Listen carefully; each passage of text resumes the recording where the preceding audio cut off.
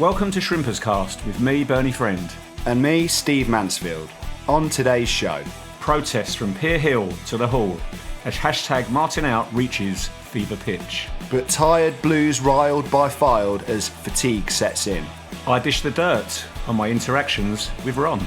We've got an exclusive insiders interview with Liam Ager of the Shrimpers Trust. And we look forward to a tricky encounter on the road against Aldershot.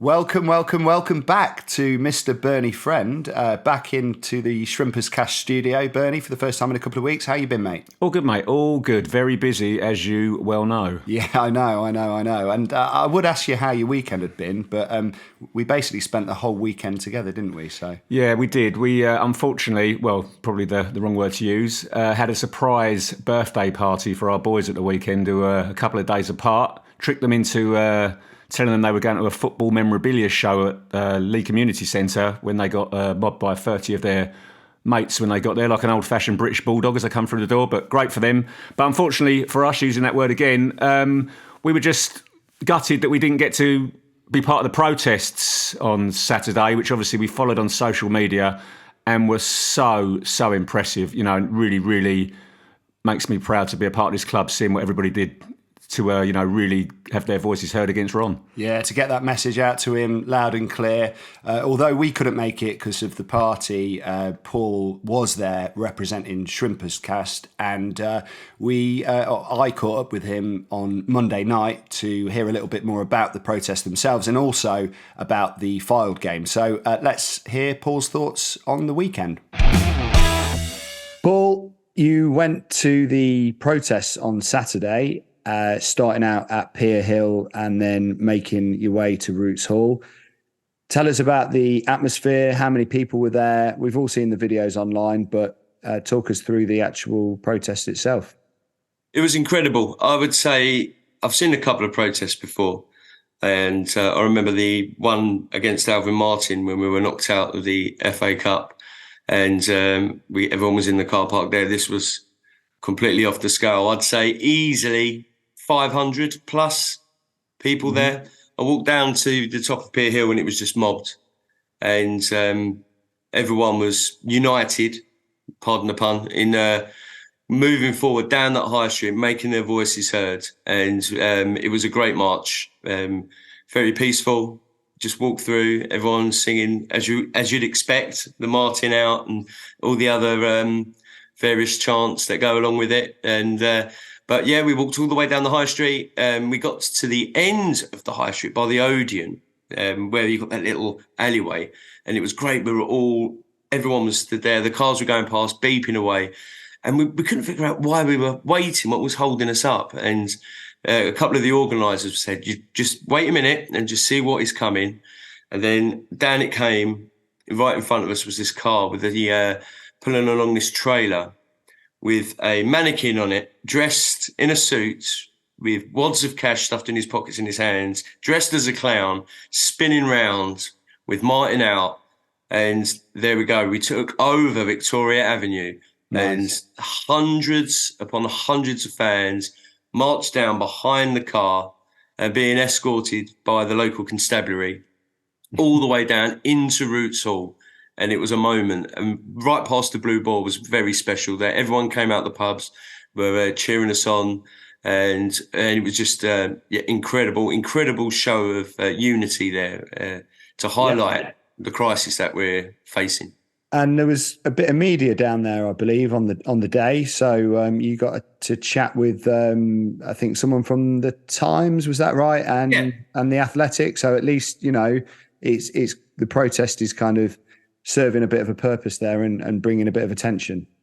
Absolutely. And when that's what we've been calling for, to raise what has been going on, get it in that national media. And they were there. And there were more as well that we didn't get to see and speak to. From the Guardian, like you say, the Athletic, the Times, or the non-league paper as well, and a lot of people down there documenting what was going on. And even a Mr. Gary Lineker has put it out on his podcast I see today as well with Michael Richards, talking about and he did say, we saw it on Twitter, I think you showed me the tweet there, Steve, didn't you, that he was going to say something. And it was a great moment there, him bringing it to the forefront as well.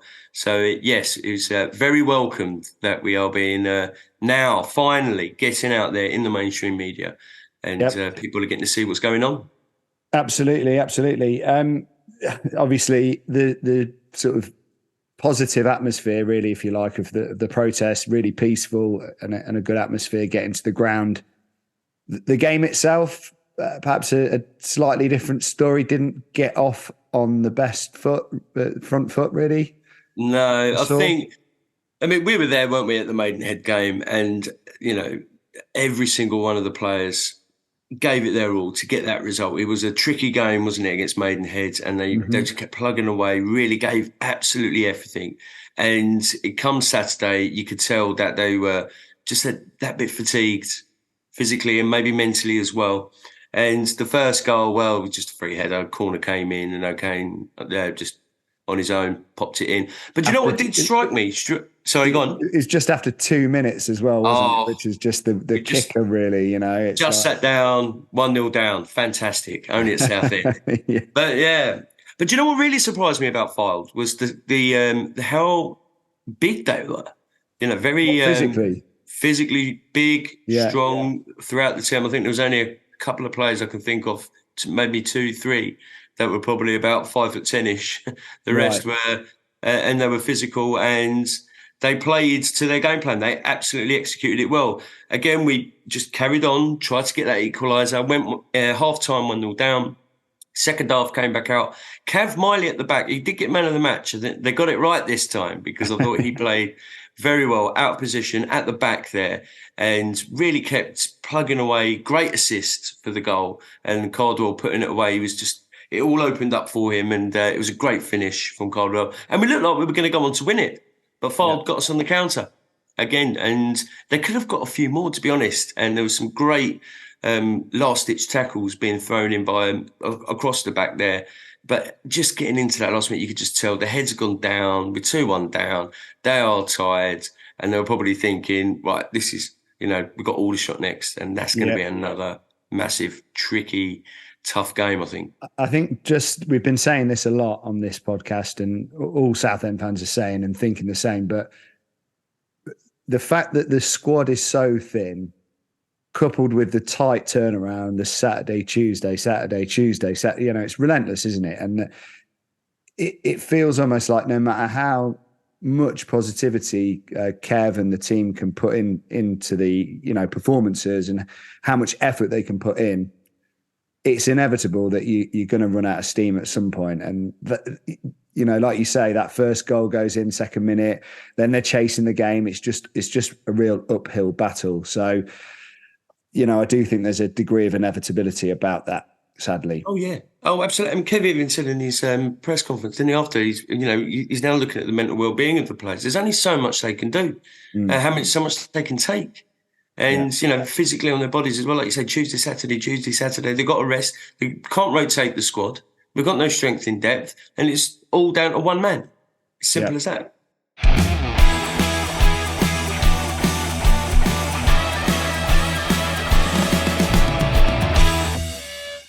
Massive thanks to Paul there for being our representative down at the protests on Saturday and at the Fylde game.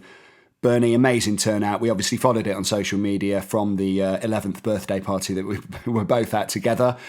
Any thoughts on the protest yourself? Well, I said before, just so proud just to see the numbers, the different ages of people there, from kids to adults to grandparents. It was just really amazing to see finally everyone, not trying to be cheesy here, but united, to one cause. Because I think it's been quite fractious over the last few years when there has been signs of what was coming. And it's great to see that finally all the different supporters groups pulling together as one to take this protest literally to Ron's front door in some cases. But from one end of the high street, if you like, from the pier to the ground on Saturday, just seeing that sea of yellow and blue shouting and singing and protesting, marching through the high street all the way to the ground. I mean, it gives you hope, and whatever happens, it makes you realise that, this club isn't going to go anywhere, and, it's got so much blood coursing through its veins, and it will live on. So everyone, when you see things like that, it just really, really gives us all hope for the future, to see that passion and that push, to keep our club alive. Yeah, absolutely. And you mentioned there that it's nice to see all the different groups coming together and protesting as one, and sort of putting their voices together, which I think makes it much more powerful, gets more of that message over to Ron. And a particular group have been instrumental in pulling all of that together, and that's the Shrimpers Trust. And we're very, very grateful and very fortunate that Paul got to sit down and have a very, very in-depth chat with a key guy at the Trust, a Mr. Liam Ager. So we're going to go now to a short snippet of that interview with Liam and hear what he's got to say from his vantage point behind the scenes, having been involved in lots of the talks and negotiations to do with the takeover. So let's have a listen to that now.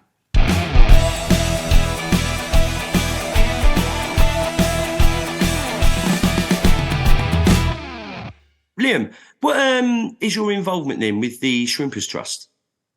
So I was co-opted onto the board of the Shrimpers Trust in May this year, having worked through the fanzine and been part of the combined supporters groups as they were sort of over the last couple of years. You've seen like statements that come out where we're trying to offer the fans like a united voice.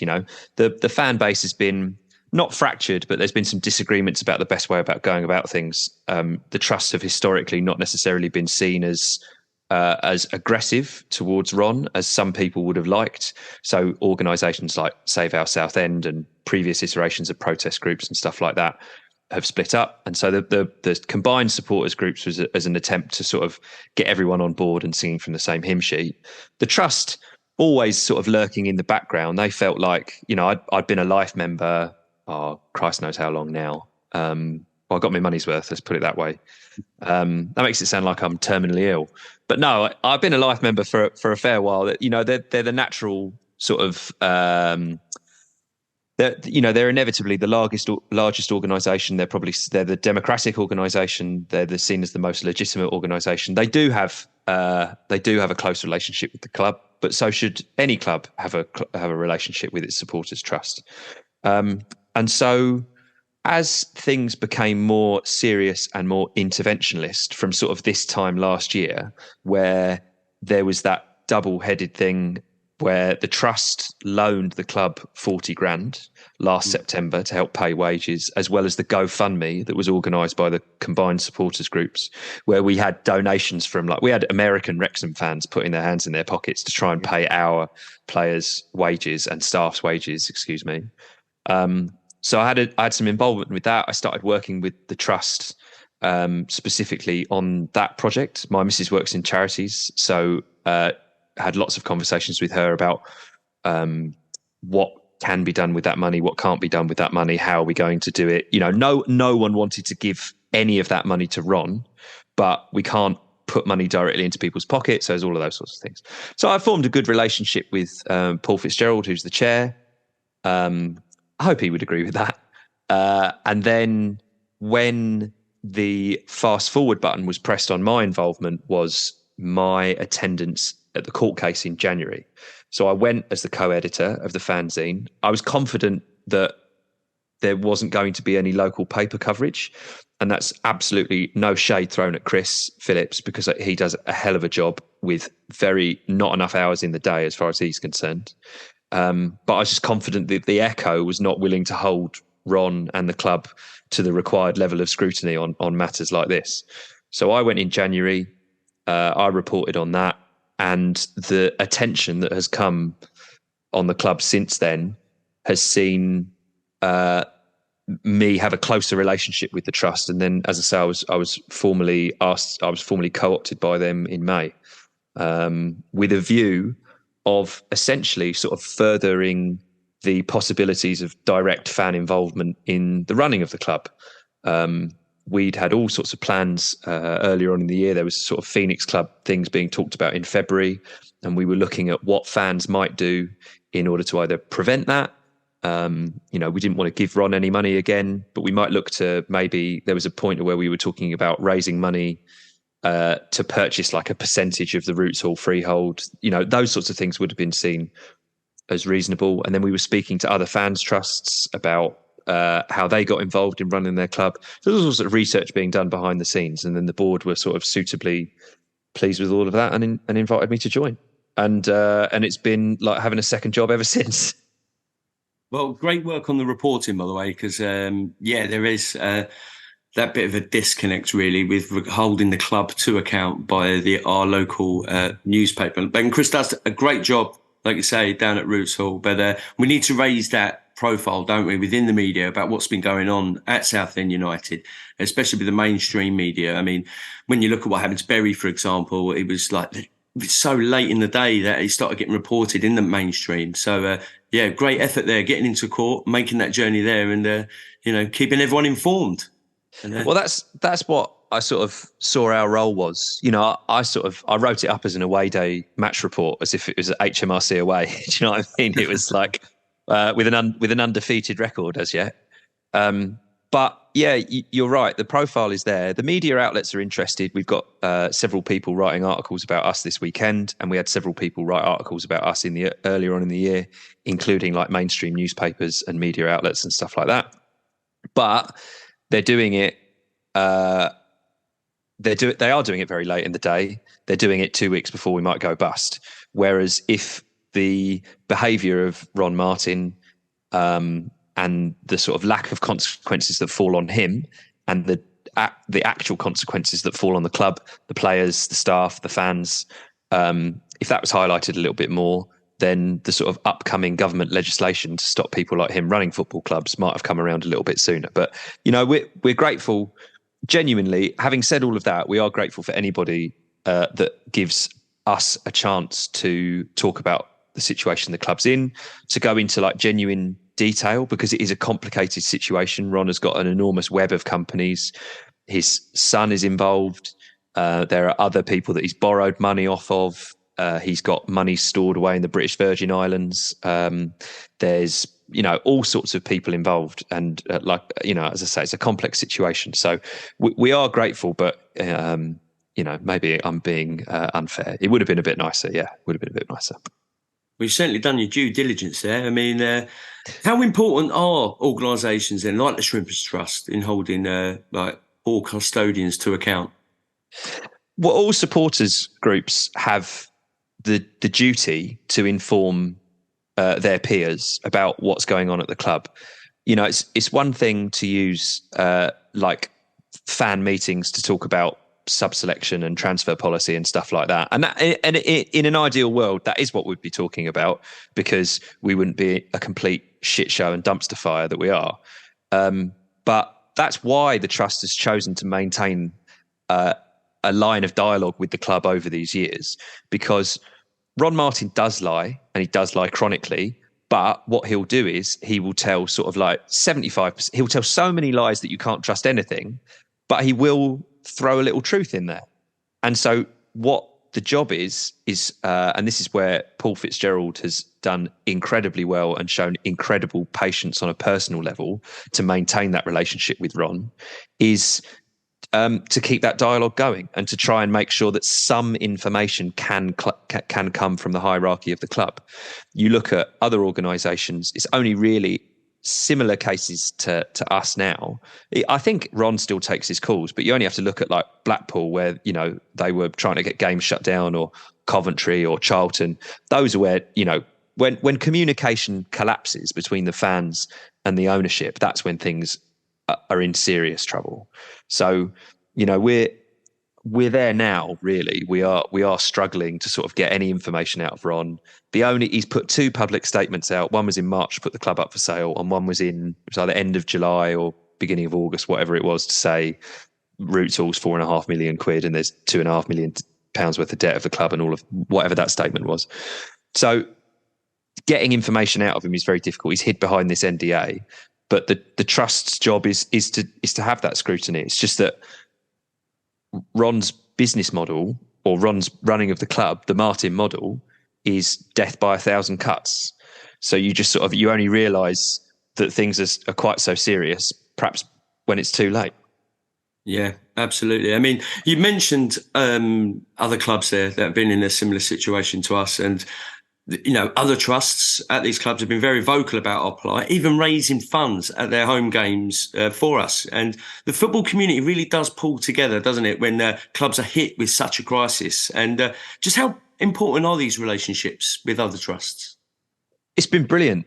Every single football fan we've spoken to, including from Colu and Orient and, like genuine local rivals, they've all been supportive. There are a couple of Dagenham fans that really hate us, and there was a little bit, which is funny, and there was a little bit of like aggro from Torquay towards the end of last season because they thought they might stay up if we had a load of points deductions or whatever. But generally speaking, the support, and as you say, there are people that have put their hand in their pocket here. We've had Wrexham fans last year. We've had York City fans earlier this summer raising money for the hardship fund, including the York chairman, Matt Ugler. He put 10 grand in $10 grand in that hardship fund from his own money. It's massive, and that's beyond what we could hope for or expect, because I've had other conversations with trusts at Swansea, at Brentford, at not Charlton, at Chelsea, the Chelsea Pitch Owners Association. I've spoke to all of these people in an attempt to look at what might the Shrimpers Trust have as a role going forward with a change of owner. If we can actually get rid of Ron and get someone in, the trust needs to be able to put a sort of business plan in front of this person's face and say, we can help you if you work with us. We can actually grow the club together. We don't have to be at odds. And speaking to these other trusts and having those relationships and being able to learn not just what their successes were, but where their failures were and what they did differently and what they would have done differently if they'd had another go at it, has been absolutely brilliant, because they're very, very candid. And all genuine football supporters, all people want to see is their team play at 3:00 on a Saturday afternoon, and they want opposition to play against. There's no point in, hoping that other clubs go under, because then who's your team going to play? The support's been unreal. We've been so grateful for everybody that's spoken to us. Oh, no, it's been outstanding. Absolutely outstanding. And collaboration, I feel, was key. And it has been reported, hasn't it, that the trusts have been in communication with Anna Firth, the local MP, the National League, and also the prospective new buyer, Justin Rees. And how have them talks been? Are you allowed to share any detail, or have they just been positive, or how have they responded to the plight? I think in terms of specific detail, from what I'm aware of and what I can and can't share, I'll probably err on the side of caution. I would say that Justin comes across as a really nice guy. And I think that the National League have been very, very sympathetic to the situation that the club is in. The National League recognise that the problem is with the owner. I don't think they would say that, but, that's sort of reading between the lines in the meeting that we had. And I think they have done their utmost to try and keep the club, to try and retain the integrity of the competition, but to try and keep the club operating and running. They've pushed deadlines back. They have given us sort of suspended point sentences and stuff like that, and they've done loads. But the key relationship that we've had probably is with Anna. She has been, to be honest with you, I am not. My political leanings, let's put it this way: there's only one blue team in my life and in my heart. But she could not really have done much more as a constituency MP to represent the views of the constituents. The club is in her constituency; it's on her side of the boundary. To represent the views of the fans in Parliament, to open doors which we wouldn't have been able to do on our own. So Fitz went up to meet Stuart Andrew, who's the sports minister. He's the guy, he's the point man on the independent regulator plans that the government have got. So he is the minister that is responsible for delivering that legislation. So we met him. We've met the civil servants who are working on that policy as well. So we're in dialogue with those guys, feeding into what Ron Martin's been up to, because Ron Martin's like the poster child of how not to run a football club, right? The bloke, the bloke has made enemies left, right, and centre. Players don't want to come. Clubs don't want to sell us their players because they don't think they're going to get transfer fees paid. Agents don't want to have their players signed for us because 15% of fuck all isn't going to put food on their table. So, and that's just the industry stuff that people that he's upset. HMRC are gunning for him. HMRC know now. It's gotten to the point where, like, he never used to pay his tax. If you don't pay your tax bill, right, HMRC sort of like ring you up and they say, "Oh, sorry, you've probably forgotten. Can you pay us?" And then you say, "Oh, yeah, okay, sorry, I will do." And then if you get that really chronically, they say, "Okay, well, do you know what? We're going to take you to court. We're going to wind you up if you don't pay." And then some people go, "Okay, I'll pay it." And then Ron Martin's gone beyond that, and he says, "Okay, well, I'm not going to pay it. I'll just ask for an adjournment, and I'll just kick the can down the road." And then they go, and then eventually the judge goes, "You do have to pay these guys because they're the tax man. They're going to come after you." And then he gets probably a couple of adjournments. He goes, "No, you really, really do have to pay next time." So he's really upset HMRC, and they just sort of don't go away. HMRC, they're always going to be there. Their numbers are generally pretty accurate, so they know what they're owed, and they're generally pretty good at collecting it. So he's upset them. He's upset the fans. We're at our lowest competitive point in our entire history, having been relegated for the first time ever from the Football League. Sorry, I've run out of things. What was the question? Oh, good relationships. Yeah. Sorry, I beg your pardon. So, Anna, in January, Anna went to bat for Ron and she went to bat for the club. And she wrote a letter to the judge saying, "Oh, please, grant an adjournment, please. There's a new stadium coming, blah, blah, blah." All of those sorts of like Ron bullet points, go on, just write this letter and say all this. And she did it. And she sat with HMRC accountants and lawyers and was trying to negotiate a settlement on behalf of the club to try and keep the club going. And she did that for 6 weeks between the middle of January and the beginning of March. And then Ron paid the bill and then immediately stopped paying HMRC again. And another winding up petition was issued. And then another adjournment was sought by Ron because he didn't want to pay it. And without putting words in Anna's mouth, I think it is fair to say that she was not delighted that all of her endeavours to protect the club and to protect, a piece of the town's cultural heritage were immediately sort of made redundant by Ron just going, I'll just go back to normal, not pay HMRC. So she joined the trust in April. And she's been a brilliant champion, as I say, sorting these meetings out with sports ministers. We have been liaising with her very closely on this expression of interest, which is part of our hoped plan to apply for some government funding to purchase Roots Hall, or with the aim of purchasing Roots Hall. So she's been brilliant, and she listens, and she sits in these meetings, and she helps, and she shares information that she has gathered, and she opens doors. And to be honest with you, I could not really have asked for much more of her. It's all gone on behind the scenes, but she's been great.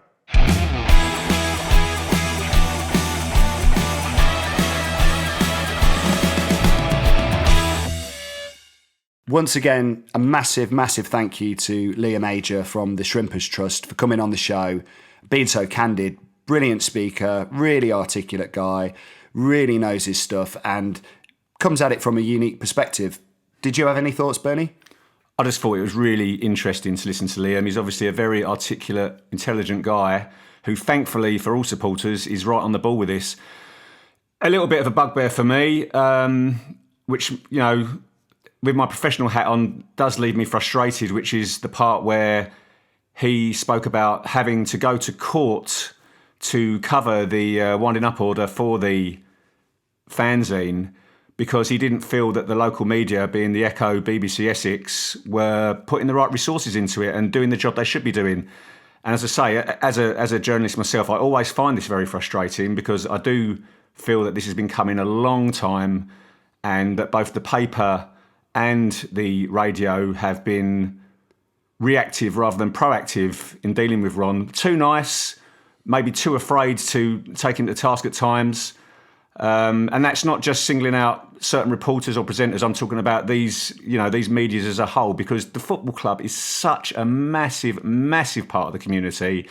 There is nowhere on a Saturday afternoon where that amount of people congregate in one place. So it is the biggest ticket in town. It really is. So really, I say it frustrates me that they haven't done more to see this come in. They haven't done more investigative-wise to, get to the bottom of what Ron's been up to.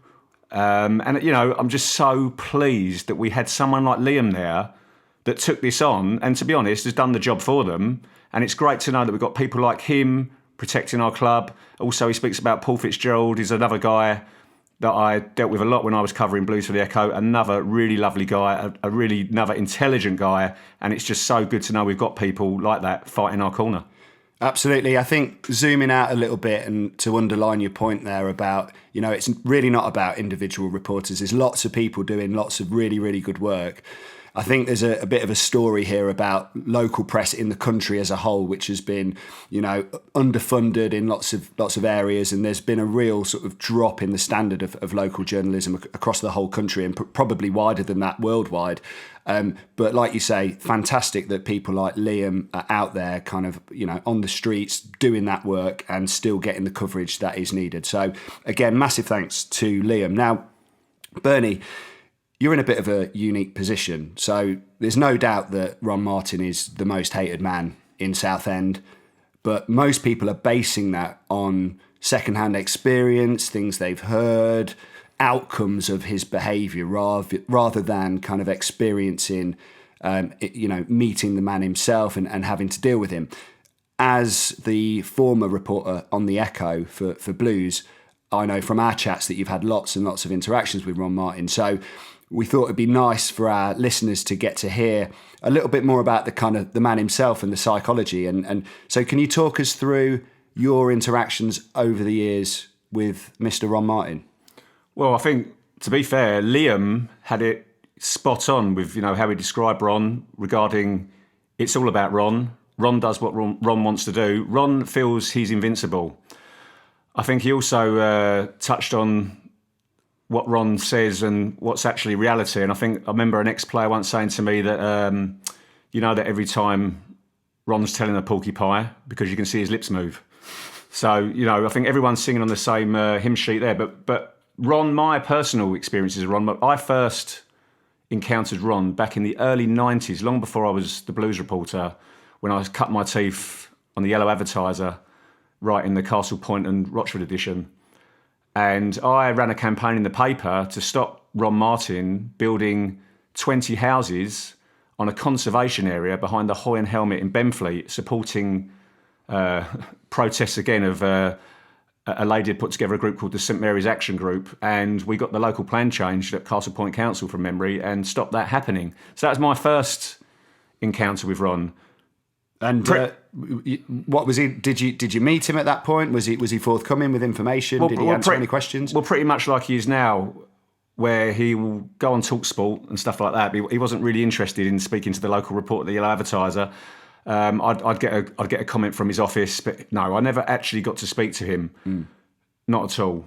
So similar to now, it's just it's just blanket silence. The next time I encountered Ron was in 1998, when the current regime took over the club and put John Mayne at front of house as the chairman before Ron revealed himself. And I can still remember sitting in the Blues boardroom when that takeover went through, and fans weren't happy because they'd bought Roots Hall for $4 million, which everyone deemed to be a cut price, but apparently it was contaminated land from when it used to be an old dump during the war. So that's why it was so cheap. And John Mayne was the man put at the front of all this. And I can remember sitting in the boardroom when he said, "I'm here with Bernie Friend from the Evening Echo," as it was then, speaking to him about what's going on at the club. And I heard Ron on the phone, first time I'd heard his voice, say, "You mean from the Yellow Advertiser." So he obviously hadn't forgotten me.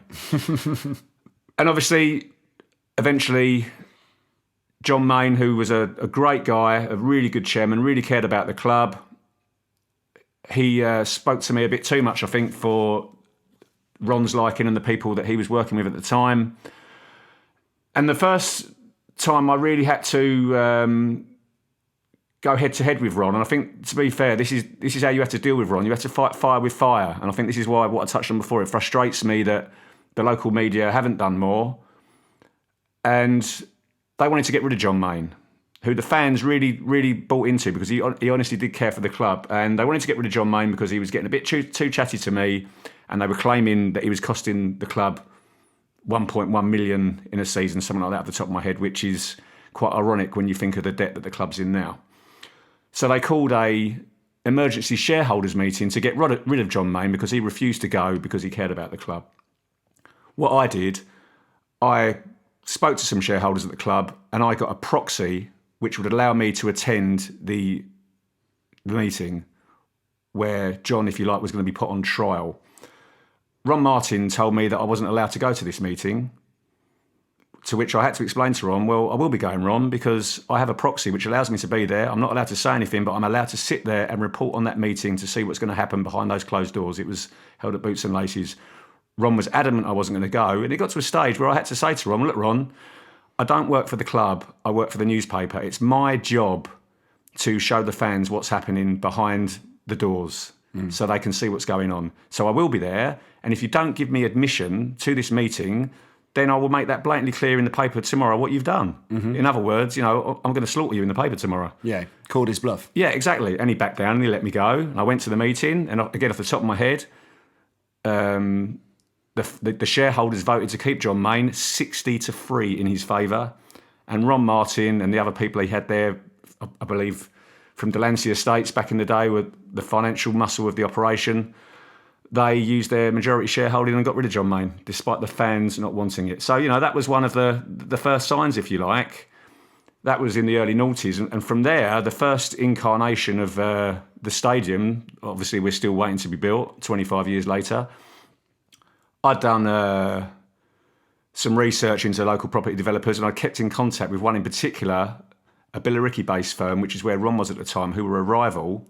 And I'd stayed in contact with them for a year, and they promised me that this stadium was never going to happen, and that they'd bought some land that Ron hadn't bought when he had the chance to, and they were going to stop him from building the stadium because they were going to put their own development through, and they'd let me know when this was going to happen. And true to their word, they rang me to let me know that they had bought this land, they were building a B&Q on it, which is there now, and it stopped Ron from building the stadium. And again, Ron rang me, he obviously found out I'd spoke to these people, asked me not to put in the paper about the stadium not happening. And I said, sorry, Ron, again, I work for the paper, not for the football club. It is my job to report the news to the fans and let them know what's going on. Tomorrow, we are going to be running a big picture of your futuristic artist impression of the stadium at Fossett's Farm, which was the first incarnation. I think it's had more regenerations than Doctor Who.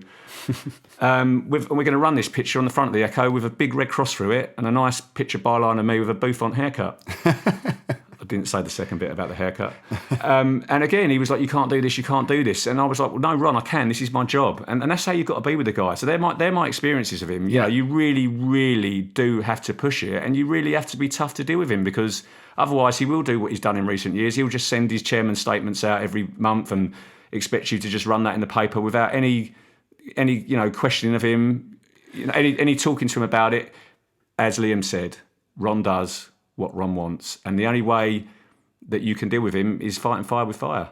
Yeah, really interesting take on the psyche of the man, I suppose, and great to hear first-hand experiences. I think there's something in there, isn't there, about control and feeling that he has to have control over what the local media are reporting and things like that. And as you say, if you stand up to it, you can make waves with him, really, and well, you're right. Push back. And you're spot on. And I also remember, you've just made me remember, when he first took over, when John Mayne was ousted at the Kangaroo Court at Boots and Laces, and he then came to the fore and wanted to be the face of it all, the chairman himself, the first thing he did was call me up and ask me if I wanted to travel on the team coach to the away games with him and the team. And I was straight away, no, Ron, I don't want to do that, because straight away there's that control.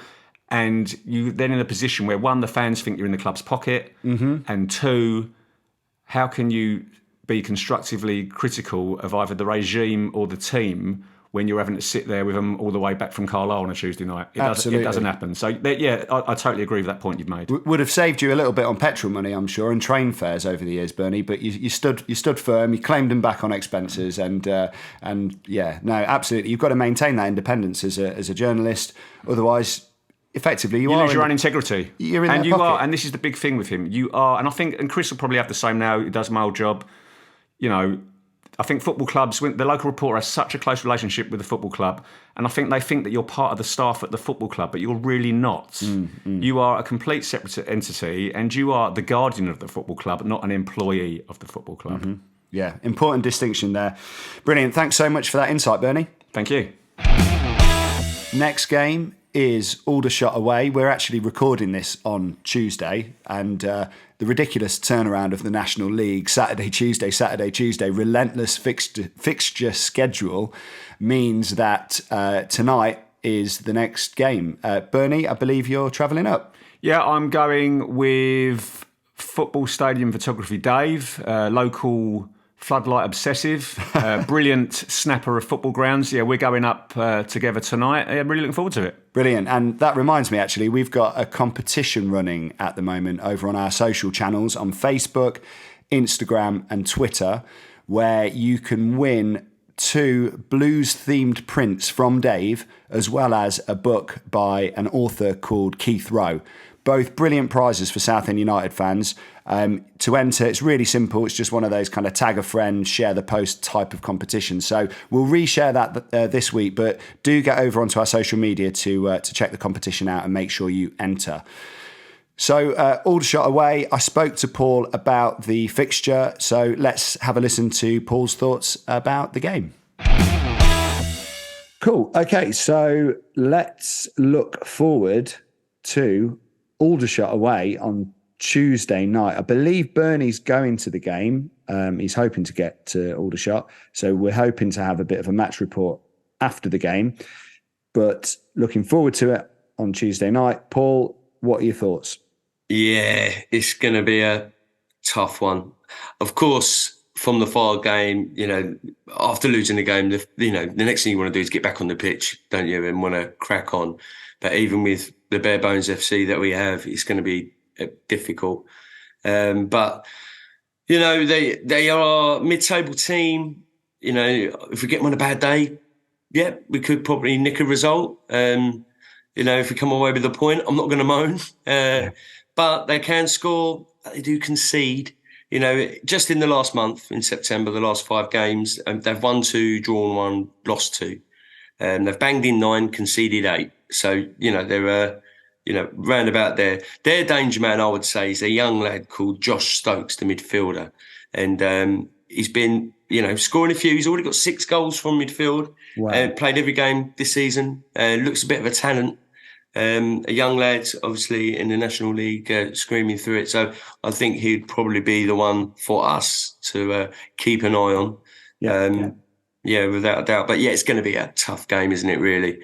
But we'll see. We'll see what happens. And we have got some ex-players there as well. You know how I like an ex-player coming back to haunt us. There are a couple in there. Who've they got then? Well, we've got Michael Class, the young lad who we signed from QPR, I think it was back in 2017. He stayed with us for about 3 years. And then he left for us to go drop down into non-league. And then he's now at Aldershot. Hasn't really got in the team. So it would just be our luck that he'll come on and start and score a hat-trick. And then we do have Stuart O'Keefe, who we signed all the way back in 2010 from Ipswich Town. He's had a bit of a career, to be fair, as Stuart, because he left us to go and sign for Palace, and then he moved to Blackpool on loan, and then earned himself a £1 million move, round about that fee, to Cardiff, and then, but couldn't really break into the team, played a few games, and then he was loaned out. He went to Portsmouth, Plymouth. He liked to stay on the coast down there in the south, and returned to Cardiff, but then got released, went to Gillingham, fairly decent there, and then he moved to Aldershot on a free now, and he's played about 4 or 5 games this season, I think. But he's 32 and doing all right. But, again, another one we know all too well, who's a great player. And then, obviously we have the big Mark Molesley, who used to play for Aldershot, played about 80 games for them. Had a cracking time as manager as Weymouth because he earned a move to us. And Ron Martin, in his infinite wisdom, appointed him, and poor old Mark lasted 7 months and then went back to Aldershot and just lasted about a year. And now he's back with further down the divisions with Gosport. But yeah, we do like Mark. He had, if you get to see his interview that he did for Aldershot, it's a rare one. Talking about penguins and trees falling down and bathwater going, and it's it went a bit viral. But that was Mark. He was a bit of a character. But it didn't work out for him at Southend, unfortunately. Bit out of his depth, I think. But again, he didn't have much to work with what was going on at the club as well.